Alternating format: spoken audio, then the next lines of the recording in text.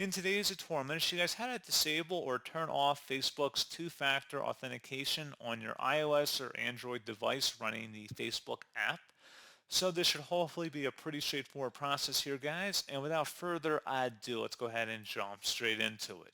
So all you have to do is open up the Facebook app and select your profile icon at the top right, and then go down and select Settings and Privacy. Underneath Settings and Privacy, select the Settings button, and then select the Account Center. See more in Account Center. Go ahead and select that. And then under Account Settings, select Password and Security. And now that we're on this page, you want to select where it says two-factor authentication near the top. And you would have to go ahead and verify your account. And then once you've gone through the steps, you would be able to turn it off through this page. So again, you would select the account that you want to set up or turn off two-factor authentication for.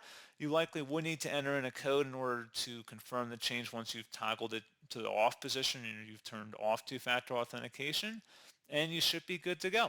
So pretty straightforward process, guys, and as always, thank you for watching. I do hope that I was able to help you out, and I do look forward to catching you all in the next tutorial.